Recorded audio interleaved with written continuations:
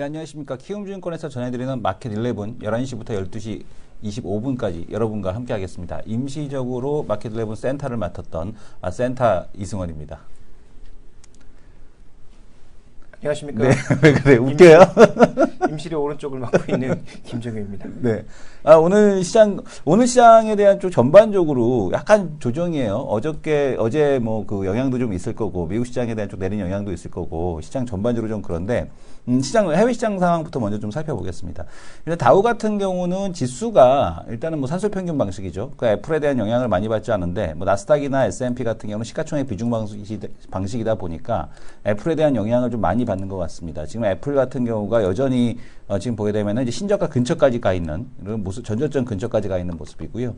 지금 보게 되면은 노드스트롬, 메이시스에 이어서 노드스트롬도 실적이 안 좋았죠. 그래서 이제 또 하락. 그리고 이제 콜스 대형 마트입니다. 콜스 같은 경우가 어제 또 이제 9% 하는 하락이 나타나고 있는데 미국에서 신규 실업수당 청구 건수도 증가했고, 네. 그리고 이제 소매 판매에 대한 쪽들도 대부분 감소하는 이런 모습을 보여주고 있습니다. 유가는 어제 또 이제 그 국제 원자력 기구가 아니고 에너지 기구죠. 국제 에너지 기구에서 지금 그 원유 수요에 대한 증가 전망에 대한 쪽 때문에 올라왔고요. 그다음에 달러 인덱스에 대한 쪽은 다시 한번 반등하는 그런 모습을 좀 보여줬습니다. 하지만 한국물 ETF 여전히 이제 조정에 대한 부분을 좀 보여줬기 때문에 우리 시장에 대한 쪽 오늘 좀 약세에 대한 흐름을 가져가고 있는데 외국인 매매 현황 그리고 특징주 한번 말씀해 주시죠. 네, 외국인들은 오늘 뭐 네. 비교적 매도의 강도가 강하고요. 오히려 네네. 만기 전에는 조금 주춤주춤거리면서 종가 부근은 항상 소폭 매수로 돌려놓는 모습을 보이는데 네. 오늘은 지금 꾸준하게 늘고 있는 상황이죠. 700억 가량 매도가 나오고 있고요. 전기전자 업종에 집중되고 있는 양상입니다. 뭐 애플의 영향 분명히 있다라고 봐야 되겠죠. 애플의 뭐 신제점 부근의 흐름. 그렇다면 뭐 우리나라 종목군들도 애플과 뭐 비슷하게 흘러갈 수 있는 종목군들이 꽤 있기 때문에 영향을 받을 수밖에 없고요. 외국인들 사고 있는 것 지금 전기가스 업종에 한국전력을 제외하면 거의 뭐 사는 게 없을 정도로 굉장히 좀 답답한 모습을 나타내고 있습니다. 일부 이제 특징주로서는 서비스 업종에 128억 정도의 매수가 있는데 이게 SK 매수거든요. SK. 네. 예. 그래서 이 부분을 제외한다면 오늘 뭐 특징주는 외국인 매수의 특징주는 없다라고 봐야 될 것 같고 삼성전자는 400억 가량의 매도를 보이면서 2% 가량의 하락세. 애플 빠진 만큼 삼성전자도 같이 빠지고 있는 모습이고. 포스코, 현대차를 포함해서 뭐 LG 디스플레이, 삼성 SDA, LG전자 등 전기전자 쪽 관련주들 그리고 일부 대형주 관련주들 특히 이제 오늘 철강주 중에서의 특징은 대부분 종목군들이 주체하는데 동국제강만 계속 치고 나가고 있다라는 거죠. 그러니까 동국제강만 6% 이상의 반등을 나타내고 있고 나머지 반대 영역의 종목군들은 모두 조정이거나 또 상승 탄력이 그만큼 미치지 못하는 모습을 보여주고 있는 게 특징이라고 볼 수가 있습니다. 어저께까지는 만기에 따른 프로그램 매매가 시장을 지배했다면 오늘도 프로그램 매매가 시장을 지배하고 있느냐? 뭐 그렇진 않다라고 봐야 되겠죠. 프로그램 매매 금액보다 기관과 외국인들의 매도 금액의 합이 거의 뭐 3배 가까이 넘거든요. 그러니까 프로그램 매매 영향력보다는 개별 종목에 대한 기관과 외국인들의 매도가 굉장히 많이 나오고 있다라고 봐야 될 것 같고요. 실제로 지금 오늘 기관들도 보시면 금융투자, 은행, 보험, 기금 등 여러 기관에서 모두 지금 현재 매도하고 있는 양상이고요. 전반적으로 지금 건설업종에 대한 매도가 기관들이 굉장히 강하게 나오고 있는 것도 특징이라고 볼 수가 있습니다. 그래서 최근에 건설업종에 대해서는 뭐 증권사 쪽에서는 거의 매수일 변도거든요. 좋아진다. 기대감 가져라. 뭐 이런 얘기를 나오고 있지만 실제로 기관들의 움직임은 그렇지 않다라는 거 살펴보실 필요가 있겠고요. 오히려 통신업종 같은 방어업종 쪽에 양쪽이 동반 매수하고 있는 것이 현재 구간에서는 업종 매매로 봤을 때는 특징적인 부분입니다. 이외 특징주들을 좀 점검해 보게 되면요.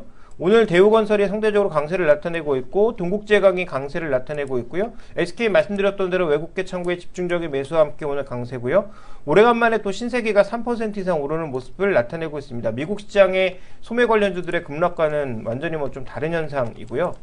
반대로 오늘 좀 급한 변동성을 보이고 있는 종목은 두산, 현대제철, 하나케미칼, 삼성 SDI 같은 종목군들이 여전히 부진한 모습이고 우리가 뭐 이 시간을 통해서 여러 번 언급드렸습니다만 대우조선해양을 포함한 이 조선주 해운주들의 전반적인 위험이 결국 은행주들에게는 부담이 된다라는 얘기를 여러 번 드렸는데요. 하나금융주주가 가장 낙폭이 크다라고 봐야 되겠죠. 그래서 금융주들의 약세 흐름도 좀 눈에 띄는 부분이 아닌가라고 볼 수가 있겠고 LG화학을 포함한 전반적인 수지주들의 흐름도 최근에 달러나 유가의 흐름과 상관없이 전반적으로 약세의 모습을 나타내고 있습니다. 지금 보게 되면은 그래도 특징 종목들이 전체가 내리는 건 아니고 아직 일부 이제 종목들 이측 스킨 같은 경우는 신고가, 그 다음에 이제 블루콤, 그 다음에 이런 종목들 다시 올라오고 있고요. 팅크웨어가 오늘 바닥에서 올라오고 있습니다. 이제 코스닥에서 이제 성장형 섹터, 그 다음에 지금 보게 되면은 화장품주들의 이제 개별적인 강세, 이런 부분이 좀 눈에 띄는 모습인 것 같고, 그 외에 보게 되면은 이렇게 시장에서 거래소에서 좀 그 뒷자 들어가는 것들, 뭐 대우건설, 동국제강, 뒷자 들어가는 것들이 좀 강세에 대한 모습을 보여주고 있는데, 뭐 뒷자 들어가는 것들이라고 해서 뭐 별 수 있을까 싶기는 합니다. 지금 뭐 펀더멘탈에 대한 그 우려감 이런 부분이 여전히 반영되는 게 아닌가라고 좀 볼 수 있을 것 같고요. 하나테크인이 다시 한번 또 52주 신고가 경신에 대한 쪽에 나서고 있습니다. 하나테크인 같은 경우도 여전히 이제 국방 관련주, 뭐 배당주, 그 다음에 지금 신성장 섹터에 있는 종목군들, 그리고 중소형 제약사들에 대한 강세가 좀 눈에 띄고 있거든요. 그러니까 영진약품에 대한 상승 이후 중소형 제약사들에 대한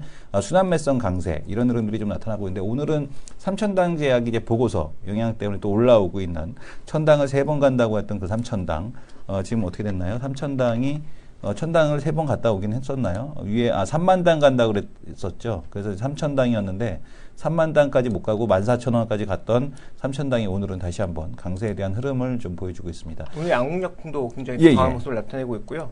또 최근 들어서 슈피겐코리아도 슈피겐 같은 경우도 실적. 네, 그러니까 최근 들어서 좀 흐름이 괜찮죠. 바닥권에서 뭐 안국, 삼천당 뭐 이런 종목들에 대한 쪽들이 바닥에서 다 올라오는 것 같습니다. 그래서 중소형 제약사들에 대한 이 순환매에 대한 흐름들, 중소형 제약사들의 순환매가 끝나고 나면 이것들이 이제 대형 제약주들에 대한 쪽으로 옮겨갈지, 이 부분에 대한 쪽도 상당히 좀 귀추가 주목되는 것 같습니다. 일단 한미약품이 죽었기 때문에 한미약품이 과연 살아날지, 또 셀트리온 같은 경우는 또 보고서 엄청나게 나오고 있거든요. 네네.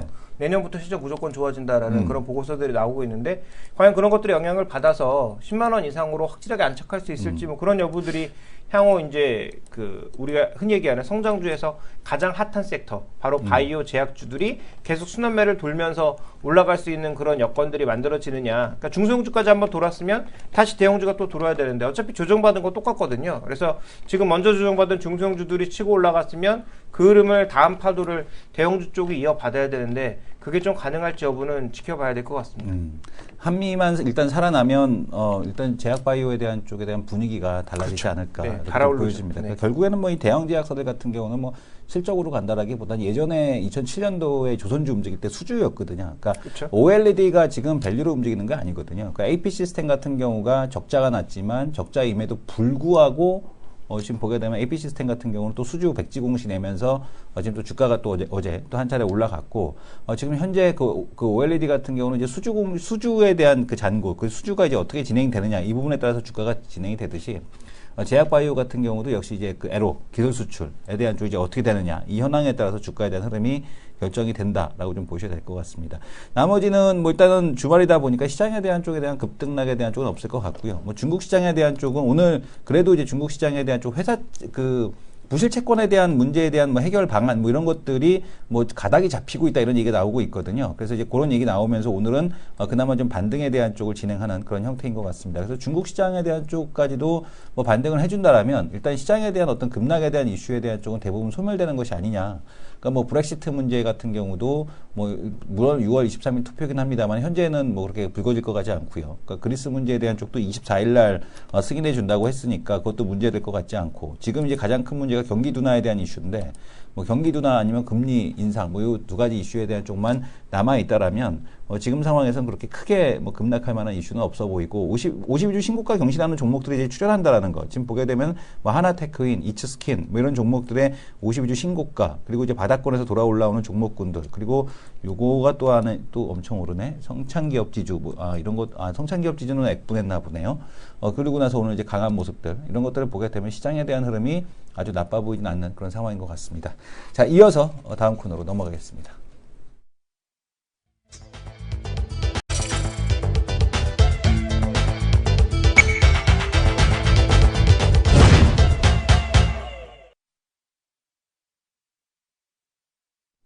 네. 자, 오늘 그 토의해 주실 내용, 발표해 주실 내용이 뭡니까? 전기차 얘기를 전기차. 하려고 하는데요. 전기차 얘기 예. 뻔하지 않느냐? 네네. 근데 다른 얘기입니다. 좀 다른 얘기? 그러니까 전기차가 잘 안 될 수도 있겠구나. 안 될 라는 수도 거를 있겠구나. 보여드리기 위해서. 그러니까 좀 이상해요. 왜냐하면 전기차는 앞만 봐도 그 충전할 수 있는 데가 없어. 우리 동네 이마트 한 군데 말고는 충전하는 데를 본 적이 없거든요. 그거 어디서 충전해? 집에서 하나? 그러니까 우리나라 말고도 지금 예. 미국도 마찬가지인데 이제 네네. 과거 사례를 하나 보면 예, 예. 굉장히 재밌는 게 있거든요. 먼저 준비된 그림을 보시면 굉장히 구닥다리 차 같은 차가 하나 나옵니다. 저게 네. 뭐냐면 96년도에 GM이 개발한 EV1이라는 네. 전기차거든요. 그래도 좀 그 앞에 그릴이 그 모델 3도 그릴이 없으니까 꼭 마스크하고 애가 달리는 것 같더라고. 그릴이 있어야 애들이 이렇게 환하게 웃는 것 같은데 그릴이 없으니까 좀 이렇게 애들이 답답해 보여요. 근데 예. 이게 96년도 차치고는 혁신적인 디자인 네네, 아닌가요? 그렇죠. 어쨌든 이 EV1이 1회 충전으로 160km를 갔고요. EV2는 1회 충전으로 300km를 갔습니다. 예, 그러니까 지금 우리가 테슬라가 1회 충전으로 300km 간다고 굉장히 많이 막 환호하고 네. 다른 전기차보다 앞서 있다 이렇게 얘기하지만 실제로 96년도에 이미 이러한 것들은 다 개발이 됐다는 거죠. 그래서 이 전기차가 굉장히 각광을 받았는데 네, 미국에서 이제 굉장히 재밌었던 것은 이러한 포스터. 누가 전기차를 죽였는가. 누가 전기차 그리고 옆에 영화가 나왔습니다. 전기차의 복수. 왜 나왔냐면 96년도에 갑자기 EV2, EV1을 모두 회수해서 네바다 사막에서 모두 폐기 처리했거든요. 네네. 그러니까 뭐 여러 가지 이유가 있었겠지만 시장에서 가장 많이 얘기되었던 것은 대형 에너지 기업들과 자동차 기업들이 담합해서 네. 전기차를 못하게 막았다라는 거죠. 그래서 그 적극적으로 밀었던 주에서도 갑자기 정책을 바꾸고 전기차의 뭐 지원금 이런 걸 모두 끊어버렸다라는 것입니다. 로비의 나라 역시 미국. 그렇습니다. 네. 그래서 실제로 과거에도 이런 사례가 있었기 때문에 우리가 전기차로 가는 방향에 대해서는 누구도 의심하지 않고 있지만 네. 뭐 정부의 의지라든지 네. 아니면 뭐 주정부의 보조금이라든지 이런 것들에 따라서는 충분히 속도가 늦어질 수 있다. 그러니까 지금은 안 된다라는 건 아니지만 늦어질 수 있겠다라는 것에 대해서는 우리가 분명히 좀 관심을 가지고 넘어가야 될 것 같고요.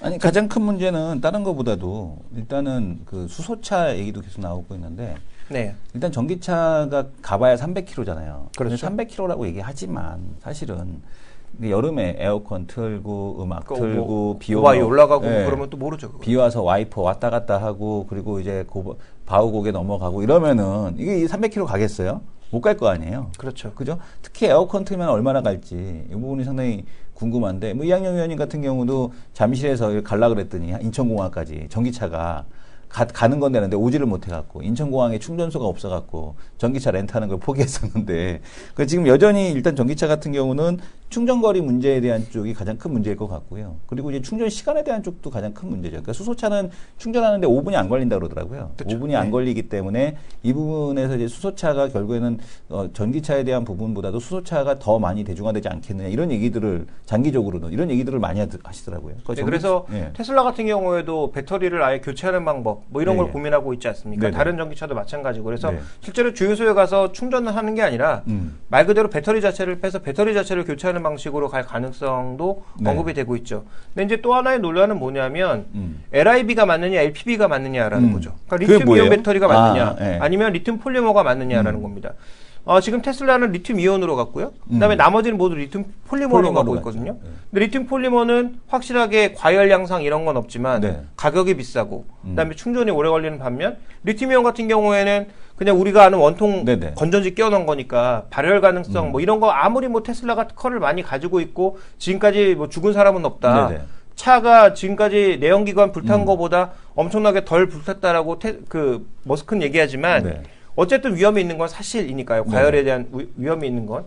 그러니까 지금 기가팩토리를 이렇게 조감도를 가지고 여러분들이 지금 준비된 그림을 보시면 이 기가팩토리의 조감도거든요. 그 연간 50만 대를 파나소닉과 연계해서 만들어내서 네. 이런 배터리를 보급하겠다라고 했는데 나머지는 전부 주류가 지금 리튬 폴리머이기 때문에 이와 관련된 논란을 또 어떻게 잡아 나갈 것인가도 결국은 문제라는 거죠. 아니 잠깐 아까 그 보여줬던 그림 있잖아요. 네. 그 맨 처음에 GM이 이게 만들었다던 97년도? 96년. 96년도에 만들었다는 그 모델하고 그 그림 잠깐 한번 보여주세요. 그 그림하고 지금 잠깐 이제 제 화면을 잠깐 또 캡처해 주시는데 이 모델 3하고 비슷하게 생겼네. 모델 3하고 비슷하게 생겼네. 이 앨런 머스크 갖다 베꼈나?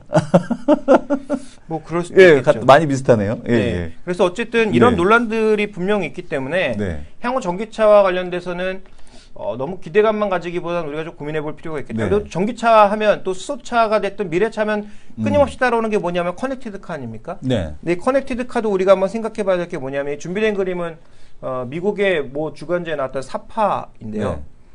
네. 지금 이 IA를 음. 있는 그림 있잖아요. 네네. 이건 뭐냐면 누굴 죽일 것인가거든요. 예를 들어서 갑자기 애가 끼어들었다. 근데 양옆이 예를 들어 절벽이다.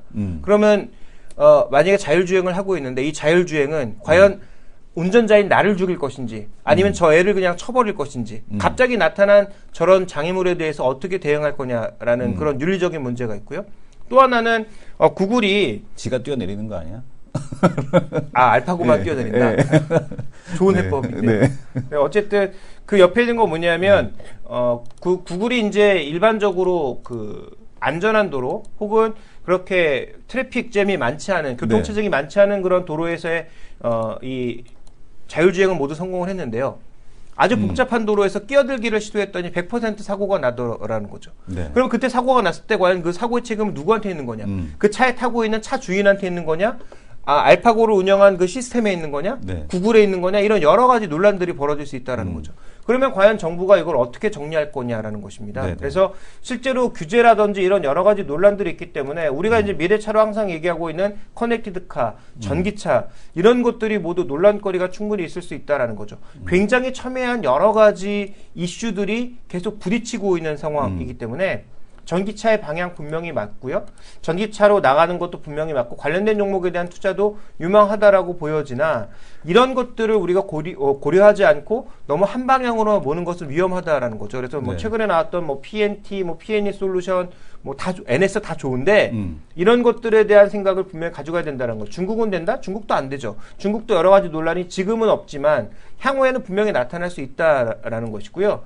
중국도 땅덩어리가 워낙 넓어서 도시 안에서 뭐 칸디 같은 경우에는 충분히 네네. 벌써 그 유용하게 충칭시 같은 경우 운영이 되고 있지 않습니까? 네. 그러니까 그런 건 되지만 그게 이제 중국의 시를 벗어나서는 또 얘기가 달라진다라는 거죠. 그래서 여러 가지 좀 고민이 필요하고 또 하나 이제 우리나라처럼 석유가 안 나는 데서는 전기차가 필수라고 얘기를 하시는 그 게시판을 제가 잠깐 봤는데요. 그것도 틀린 얘기죠.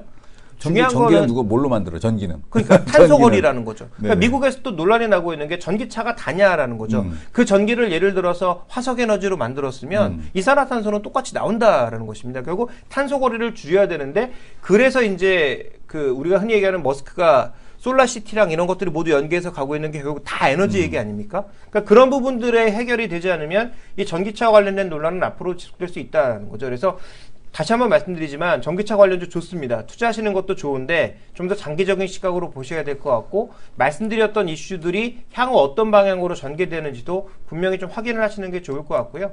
단기적으로는 중국의 전기차 활성화 정책에 의해서 움직이는 뭐 종목군들이 당연히 갑이라고 봐야 되겠죠. 뉴스 하나가 또 어제 하나 또 나왔던데 그 테슬라 모델 3 이 40만 대 예약을 받았잖아요. 40만 대 예약을 받았는데 설계도 아직 완성되지 않았다라는 그런 얘기가 나오고 있습니다. 그래서 쭉 보게 되면은 40만 대 흥행동풀 테슬라 3 설계도 미완성, 차량 인도가 언제 될 거냐라는 얘기가 나오고 있는데 지금 보게 되면은 그 내년부터 고객에게 차량을 인도할 것이다라고 얘기를 했었는데 테슬라에서 미국 증권거래위원회에 제출한 분기별 재무 보고서를 보게 되면 모델 3의 디자인과 설계를 아직 완료하지 못했다라는 얘기가 나오고 있습니다. 이 사진도 그러니까 사실은 이제 완성된 모델이 아니고 이제 그래픽이라는 얘기죠. 그래서 모델러겠죠. 예, 모델러가 이제 딱 나온 건데 지금 보게 되면 테슬라 모델 3가 사전 계약을 했지만 과연 아직까지 설계도 맞추지 못했는데 내년에 납품을 할 수 있을까라는 그런 얘기에 대한 쪽을 하는 겁니다. 그래서 지금 보게 되면은 지금 40만 대 중에서도 지금 테슬라가 하려면 이 증설을 해야 되는데 증설하기 위해서는 또 증자도 아직까지 되지 않은 상황이고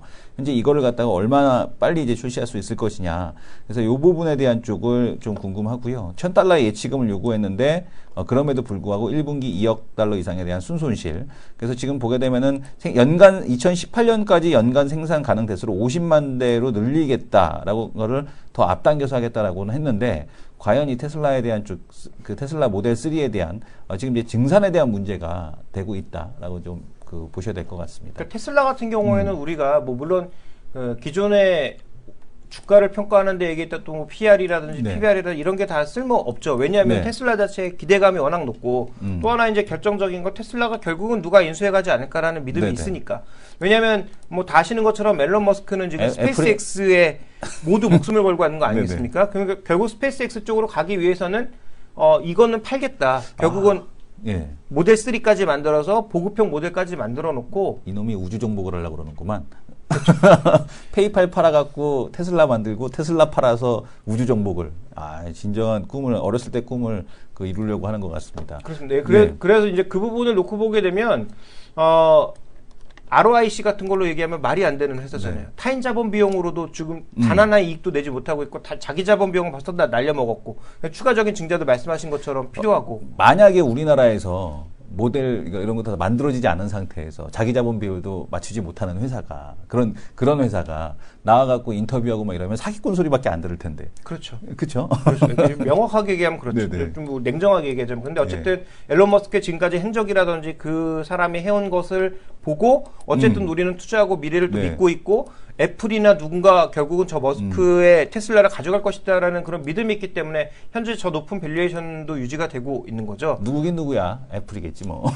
뭐 다들 뭐 그렇게 예, 예. 내심 생각하고 있지 않습니까? 그래서 네. 뭐 그런 부분들이 이제 되고 있습니다만 어쨌든 전기차와 관련돼서는 이런 논란거리가 있다 정도는 고민을 계속 하셔야 될 것 같습니다. 뭐 중간에 아마 요게 스페이스X 팔아먹기 전에 아마 요게 되지 않을까. 그러니까 일단은 페이팔 팔아서 테슬라 키워서 테슬라 팔고 그 다음에 지금 5년 안에 요거 상용화 시키겠다. 그 하이퍼루프 나오고 있잖아요. 네. 하이퍼루프 하면은 제가 어제였죠. 어제 이제 하이퍼루프 실험에 대한 쪽이 이제 성공했다라는 그런 얘기가 나오고 있는데요. 지금 보게 되면 이제 하이퍼루프에 대한 이 실험에 대한 성공 얘기. 그러니까 물론 이제 이것도 뭐 1200km까지 시속하겠다는데 1초 만에 180km에 대한 쪽에 도달했다. 그리고 이제 원래는 그 공기 저항상에서 그러니까 공기 없는 곳에서 진공 상태에서 실험을 해야 되는데 진공 상태에서 실험이 아니고 지금 이제 그 사막에서 그냥 이렇게 해놓고 실험을 한 거죠. 근데 어쨌든 간에 뭐 실험이 성공적으로 이루어졌다라고 합니다. 하이퍼루프가 완성이 되게 되면 서울에서 부산까지 16분이니까 일일 생활권 시대가 아니라 내가 부산에 가서 해물 좀 먹고 싶은데 이러면은 부산 하이퍼루프 타고 가서 먹고 오는. 오히려 서울 시내 안에서 돌아다니는 게 시간이 더 걸려요. 그럴 수 있죠. 서울 시내 안에서 돌아다니는 게 시간이 더 걸릴 것 같아요. 그래서 지금 하이퍼루프 요 기술에 대한 쪽 빨리 나왔으면 합니다. 그래서 세종시 고속도로도 150km로 만든다면서요. 150km로 만든다는데 오히려 하이퍼루프 요게 더 좋지 않을까라는 생각이 됩니다. 어쨌든 요것도 5년 안에 상용화 한다니까 테슬라를 2, 3년 안에 그 매출 나오는 거 보여주고 팔고 그다음에 요걸로 가서 요것도 땡기고 그다음에 스페이스 X로 가는 우주 정복에 대한 쪽 이루어지기를 기대합니다. 자, 그 다음 이슈로 넘어가 볼까요? 네, 다음 이슈는 쉐일 업체들이 쉐일. 망해서 네네. 유가가 오를 거다라는 시각이 있는데요. 예. 최근에 그에 반박하는 보고서들이 많이 올라오고 예, 있습니다. 안 망해? 왜 쉐일 이렇게? 업체들은 오히려 더 강해지고 있다라는 얘기가 나오고 그러니까 있거든요. 그 가동 유전 수는 막 줄어드는데 그러니까 리그 수가 리그 수가 줄어드는 게 막 아무 의미가 없다는 네. 거죠. 줄어들어도 의미 없구만. 생산량은 그대로 계속 유지가 되더만요. 네, 왜 그러는지를 예, 좀 예. 살펴보도록 하죠. 네네. 먼저 우리가 이제 가장 먼저 얘기했던 게 쉐일 업체들이 가장 먼저 망할 거다라고 얘기했던 건 쉐일 업체들의 지금 BEP가 다 $70라고 봤잖아요. 네. 근데 준비된 그림을 보시면 그렇지 않다라는 거죠. 음. 지역별로 지금 $40 아래로 내려간 지역도 꽤 많습니다. 음. 그러면 지금 우리가 13년도 자료를 놓고 $70, $80 정도가 BEP이기 때문에 얘네들은 모두 도산한다라는 네네. 그런 시나리오를 짠 건데 다 거짓말이죠. 지금 왜 이렇게 낮아졌는지도 한번 살펴볼까요? 일단 생산량을 보시면 생산량이 폭발적으로 늘고 있는데요. 리그가 줄고 있는데 왜 생산량이 늘고 있느냐? 그러니까 유가가 많이 오르고 돈이 들 때는 아무거나 다 팠던 거죠. 여기 쉐일 이때 그러면 무조건 팠던 겁니다. 리그 들이대가지고요. 그러니까 돈이 많이 들었던 거죠. 그러니까 네. 원가도 당연히 높았던 거고요. 네. 왜냐하면 유가가 $100였으니까 $70 정도의 원가 들어도 $30 이익이 남으니까 했던 거죠. 네. 그런데 유가가 급하게 떨어지니까 그런 미친 짓은 더 이상 안 한다라는 거죠. 그러면 안 되는 유정은 빨리 접어버리고 되는 유정, 스위스팟에만 집중해서 거기서만 집중적으로 파내고 있는 거죠. 그러니까 리그 하나당 생산량은 폭발적으로 증가하게 되는 거죠. 그래서 실제로 미국의 셰일 유정에서 만들어내는 가스양과 석유량은 줄지 않고 오히려 계속 늘고 있습니다. 물론 상승 탄력은 줄어들었죠. 네. 그렇지만 전반적으로 계속 증가하고 있다라고 봐야 되고요. 그다음 이제 또 하나 이제 봐야 될 것은 뭐냐면 신규 유정만 하고 있다라는 겁니다. 네. 그러니까 과거에 비싼 가격에 했던 것들은 아예 잠시 묻어두고 새롭게 개발해서 원가가 낮은 것들만 지금 개발하고 있다라는 거예요. 네. 그래서 지금 현재 지금 보시면 이 옅은 색 그림이 신규 유정들인데 미국의 셰일가스 생산량을 늘리고 있는 걸 보면 신규 유정에서만 뽑아내고 있다라는 걸 우리가 주목해 볼 네네. 필요가 있겠고요. 그 다음에 또 하나 살펴봐야 될 건 완결 유정들이 이렇게 계속 줄어들고 있다라는 것은 결국은 기존에 이제 방만하게 운영했던 것들은 대부분 다 정리되고 있다. 수급상으로 네. 정리되고 있다라고 봐야 될 것 같고요. 그런데 이제 향후 전망을 보시면 원유의 상업 재고량은 여전히 높은 수준이고 원유의 생산량은 줄긴 했습니다만 여전히 높은 수준을 유지를 하고 있기 때문에 이런 과정에서 유가가 올라가 버리게 되면 남아있는 미완결 유정들이 전부 다 재개될 거라는 거죠. 네. 그러면 유가가 이제 오펙이 정말 합의를 해서 동시에 감산을 한다면 올라가겠지만 그건 이제 아직까지 가능성이 그렇게 높아 보이지 않고요. 셰일가스가 대규모로 도산을 해서 뭔가 망가질 거다라고 생각하는 것도 시나리오가 맞지 않다라는 거죠. 왜냐하면 유가가 낮아지는 만큼 이들은 또 적응을 해서 오히려 더 강해지고 있고 살아남은 자들이 좀 더 규모를 키우고 있는 것이 발견되고 있습니다. 그런 차원의 접근이 필요하다라고 보고 있고요. 실제로 유가가 이렇게 급등하게 되면 다시 생산을 재개할 수 있는 유정수는 급증한다라는 거죠. 그러니까 유가가 40달러만 넘어서도 웬만한 지역에서는 전부 다 다시 셰일가스의 유정들을 다시 재가동할 수 있다라는 것이거든요. 그러면 현재 지금 위축되고 있는 그 미국의 고용, 근데 특히 제조업 중에서 이 셰일 쪽에서 많이 망가지고 있잖아요. 광산업 네네. 이런 데서 망가지고 있는 거잖아요. 근데 유가가 지금 달러 약세로 가면서 유가를 50달러 이상으로 밀어 올려버리면 이런 유정들이 다시 다 살아난다라는 거죠. 그러면 미국의 고용도 일정 부분 또 해결이 될 수 있다라는 것도 생각해 볼 필요가 있겠고요. 그러면 전반적으로 지금 미국의 물가 상승 압력도 자극을 할 수 있다라는 점에 주목을 해볼 필요가 있겠습니다. 그래서 여러 가지 시나리오들이 있지만 일단 기본적으로 셰일가스 업체들이 망해서 유가가 올라간다라는 논리는 틀렸다라는 것을 저는 말씀을 드리고 싶고요. 자, 그러면 투자의 관점에서 우리가 뭘 봐야 되느냐? 글로벌 5대 메이저가 여전히 갑이라는 거죠. 왜냐하면 이런 어려운 상황에서 이들은 야금야금 점점 더 영역을 넓혀나가고 있거든요. 네. 망하는 셰일 업체들 인수하고 망한 그 지역들 인수하고 이런 형태로 가고 있고요. 그 다음에 또 하나 이들 종목들이 여전히 배당을 가장 많이 주는 기업들이기 때문에 현재 주가 하락을 이용해서 시가 배당률이 굉장히 높아졌다라는 점도 포인트죠. 그러니까 국내 정유주들도 일부 마찬가지겠지만 국내 정유주들은 뭐 다 아시는 것처럼 유가의 변동성에 쉽게 대응할 수가 없기 때문에 네. 오히려 쉘이라든지 아니면 뭐 로얄 더치셀이라든지 네. 이런 5대 메이저 쪽으로 접근하시는 게 좀 더 좋아 보이고요. 그다음에 GE가 지금 가전 팔아서 뭐 샀는지 아실 텐데 GE가 가전을 하이얼에다 팔고 나서 산 게 가스 기업들입니다. 네. 왜 가스 기업들을 사느냐? 가스 기업들 샀다고 그랬어요. 네. GE가 지금 종합 에너지 기업으로 가려고 하고 있거든요. 그러니까 앨런 머스크가 결국 추구하는 바도 종합 에너지 기업인 거죠. 그러니까 우리가 지금 자꾸 테슬라, 스페이스X 이런 쪽만 보고 있습니다만 테슬라가 결국 궁극적으로 가고자 하는 것은 에너지 시장의 선점이고 에너지 시장에 대한 장악이거든요. 그러니까 미래 에너지에 대한 장악 이런 부분들인데 실제로 GE도 그런 방향으로 가고 있다라는 거죠. 그래서 다 버리지만 발전 시스템, 송배전 시스템, 거기다가 가스 기업 이런 것들은 지금 사모으고 있다라는 거죠. GE는. 그러니까 이런 관점에서 오히려 GE 같은 기업들에 대한 관심을 높여나가는 게 핵심이 아닌가 좀 이렇게 보셔야 될 것 같습니다. 어쨌든 간에 뭐 천연가스 같은 경우도 뭐 지금 보게 되면 이란이 1인데 그 매장량이 1이잖아요. 그러니까 이런 쪽에 대한 수출에 대한 양이 이제 어마어마하게 증가하지 않을까. 그러면은 가스 발전에 대한 쪽에 대한 수요 이런 것들이 계속 늘어날 것 같아요. 이쪽 같은 경우는 가격이 되게 안정적으로 계속 나타나고 있으니까.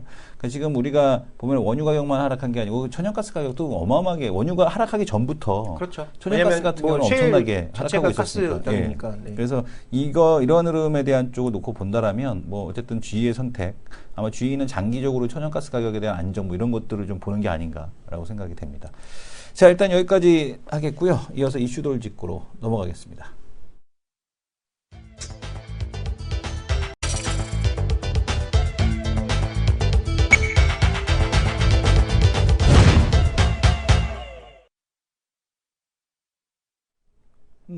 지금 이제 우리 그 경제의 가장 큰 문제, 뭐 해외 IB에서 뭐 금리를 갖다가 뭐 내릴 것이다라고 하는 이유 중에 하나가 뭐냐면 이제 수출이 계속해서 둔화가 되고 있기 때문에 금리를 내릴 수밖에 없다라는 얘기를 하고 있는데요. 지금 보게 되면은 물론 5월 10일까지의 데이터긴 합니다만은 드디어 수출에 대한 쪽이 반등을 했다라는 얘기 나오고 있습니다. 물론 이제 중국 같은 경우는 3월 수출 데이터가 반등을 했다가 4월에 다시 한번 꼬꾸라졌죠. 근데 이제 우리 시장은 이제 그거를 반영하지 못했었는데 지금 보게 되면은 수출이 드디어 반등했다. 5월 들어서 10일까지 물론 이제 10일까지의 데이터긴 합니다만 11.4%가 증가했다라는 얘기 나오고 있습니다. 이 추세라면은 어쨌든 간에 반등을 할 것 같은데 16개월 최장 마이너스 기록에 대한 쪽이 지금 끊어질 것이냐에 대한 쪽이 나오고 있거든요. 이렇게 되면은 그러니까 한국의 수출이 늘었다라는 거는 어디로 늘었겠습니까? 중국 쪽으로 수출이 늘었겠죠. 중국의 수입이 증가했을 가능성이 높고 이 중국 같은 경우가 계속해서 중국에 대한 수입 수출 이런 쪽이 이제 좋아질 가능성에 대한 쪽이 있지 않겠느냐. 왜냐하면 이제 그 일부 해외 IB들에서는 뭘 보냐면 중국의 데이터 믿을 수 없다. 한국 데이터를 보고 중국을 추정해 본다. 뭐 이런 얘기들까지 나오고 있는 상황이니까 이 한국의 관세청 데이터를 보게 되면 전년 동월 대비해서 11.4%까지 일단 늘었다라고 지금 나오고 있습니다. 그래서 16개월 연속 마이너스 행진을 마감할 가능성에 대한 쪽이 상당히 이번 달에 높지 않겠느냐라는 얘기가 나오고 있고 이렇게 되면은 시장이 2,000포인트 위로 한번 올라가서 안착하는데 전혀 문제가 없는 그런 수출 데이터에 대한 쪽에 대한 가능성 이걸 좀 보셔야 될 것 같고요. 중국 합성섬유 제조 공정률이 둔화되면서 국내 기업들의 유기화합물 수출에 대한 쪽이 확대된 것으로 보여지고 있다. 스마트폰 같은 경우는 전체적으로 13.4%가 줄었죠. 왜 줄을 수밖에 없냐면 이거는 판매가 둔화된 게 아니고 왜 그런지는 모르겠으나 삼성이 한 달을 앞당겼죠. 그죠? 3월달 수출 데이터를 한 달 어떻게든 좋게 만들기 위해서 한 달을 앞당겼기 때문에 그 효과에 예전에는 4월달에 출시가 됐던 갤럭시가 지금 보게 되면 3월 달에 출시가 됐기 때문에 이 3월 달에 이거가 이전된 효과라고 좀 보셔야 될 것 같습니다. 3월 달에 우리 수출에 대한 쪽이 그나마 좀 선방할 수 있었던 거는 바로 이제 이 갤럭시 S7에 대한 효과라고 좀 보셔야 될 것 같고 5월 달 그 무슨 스마트폰에 대한 쪽이 줄었던 것은 어쨌든 간에 그게 한 달 앞당겨졌기 때문에 나타난 효과다. 그래서 이거는 악재라고 좀 보기는 어렵습니다. 그래서 지금 보게 되면은 16개월 연속 마이너스에 대한 쪽이 마감될 가능성. 그렇게 된다라면 시장에 대한 쪽이 지금 그 수출 데이터에 대한 쪽이 더 증가한다. 20일까지 또 가면 또 나오니까. 그렇게 되면은, 지금 시장에 대한 쪽의 레벨업 가능성, 이런 것도 한번 타진해 볼 수 있지 않을까. 이렇게 좀 보여집니다. 자, 다음 이슈로 한번 넘어갈까요? 네. 지금 게시판에도 올라오고 있는 이슈들인데요. 네네. 지금 빅2로 해운업계가 모두 모이고 있지 않습니까? 그렇죠. 그러니까 2M 모이고, 그 다음에 중국계들 모이고, 예. 나머지 떨거지들이 모두 모여서 제3의 해운동맹을 하기로 했는데, 네. 그게 될까요? 아침에 나온 게 네. 일단 한진해운과 현대상선 모두 간다였거든요. 근데 지금 게시판에 올라온 그 얘기에 의하면 현대상선은 탈락하고 한진해운만 됐다라는 얘기가 나오고 있습니다. 현대상선은 어쩌라는 거야. 그러니까요. 그러니까 예. 지금 현재 이 해운업종 같은 경우에는 뭐 말씀하셨다시피 지금 네네. 나머지들이 모여서 똘똘 뭉쳐도 잘 될까 말까가 지금 고민되는 시기거든요. 네. 왜냐하면 중국 노선, 유럽 대서양 노선을 2M, 그러니까 네. 이 빅2가 모두 다 갖고 있는 상황에서 음. 나머지 업체들끼리 모여서 가장 돈이 되는 대서양 노선과 중국 관련 노선들을 얼마나 경쟁력 확보할 수 있느냐도 지금 고민거리인데 거기에서 만약에 현대상선이 탈락을 했다면 네. 현대상선에 대해서는 더 이상 좋은 얘기를 할 수가 없는 거죠. 그쵸. 그래서 지금 현재 구간에서는 이 해운업종에 관련돼서는 우리가 좀 더 냉철한 시각을 가지고 관련된 뉴스에 대해서는 좀 분석을 해야 되지 않을까. 그래서 아이고. 네네. 관련된 종목군들에 대해서는 저는 일단 기본적으로는 아직까지도 접근할 때가 아니다. 주가는 뭐 정말 많이 빠졌지만 어디가 바닥인지를 알 수가 없다라는 부분을 다시 접근을 하셔야 될 것 같습니다. 징그럽게 빠졌네 이것도. 2000년대 초반에 최저 가격이 6,200원인데 지금 12,000원이니까 아이고 앞으로도 한 4,000원 남았네요. 4,5,000원.